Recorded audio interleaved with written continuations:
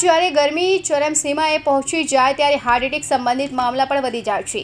ગરમીના કારણે શરીરમાં ડિહાઇડ્રેશન અને ઇલેક્ટ્રોલાઇટ્સનું અસંતુલન થાય છે, જેના કારણે હૃદય પર પ્રેશર વધે છે। હદ કરતાં વધારે ગરમી બ્લડ પ્રેશર અને હાર્ટ એટેક પ્રભાવિત કરે છે, જેના કારણે હૃદય સંબંધિત સમસ્યાઓનું જોખમ વધી જાય છે। ભારત સહિત ઘણા દેશોમાં ગરમીના કારણે હાર્ટ એટેકના કેસ વધી જતા હોય છે। ગરમીમાં હાર્ટ એટેક આવે તે પહેલાંના લક્ષણોને સામાન્ય ગણીને ઇગ્નોર કરવામાં આવે છે। હાર્ટ એટેક પહેલાં જોવા મળતા લક્ષણોમાંથી કેટલાક લક્ષણો એટલા સામાન્ય હોય છે કે લોકો તેને ગરમીના કારણે થતી સમસ્યા માની લે છે। આ લક્ષણોને ઇગ્નોર કરવાથી હાર્ટ એટેકની ગંભીરતાથી વધી જવાનું જોખમ વધે છે। આજે તમને જણાવીએ એવા લક્ષણો વિશે જે ગરમીમાં શરીરમાં જોવા મળે તો સતર્ક થવું જોઈએ।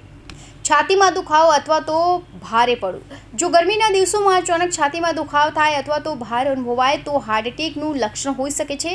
ગરમીમાં વધારે પરસેવો આવવાથી કે થાક લાગવાથી લોકોને છાતી પર ભાર જેવું લાગે છે, પરંતુ આ હાર્ટ એટેકનું મુખ્ય લક્ષણ પણ હોઈ શકે છે। જો છાતીમાં દુખાવો ધીરે ધીરે વધે અને શરીરમાં ફેલવા લાગે તો તુરંત જ ડૉક્ટરને સંપર્ક કરો। વધારે પડતો પરસેવો। ઉનાળામાં ઘણા લોકોને પરસેવો વધારે થાય છે, પરંતુ કોઈ પણ પ્રકારના શારીરિક શ્રમ કે મહેનત કર્યા વિના અચાનક જ પરસેવા વળવા લાગે તો ચિંતાજનક હોઈ શકે છે। શરીરમાં પરસેવો થવાની સાથે ગભરાટ કે અસહજતા અનુભવાય તો હાર્ટ એટેકનું લક્ષણ હોઈ શકે છે, તેથી તુરંત જ ડૉક્ટરને સંપર્ક કરો।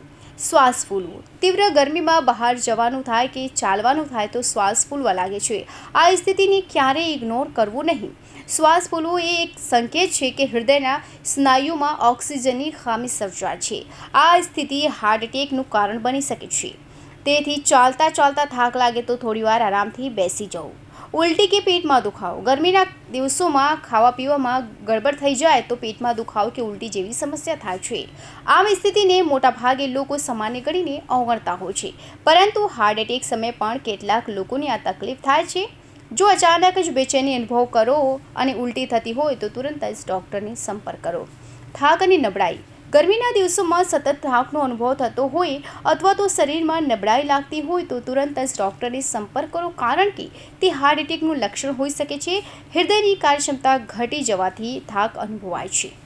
Bureau report, Hind TV news, Surat.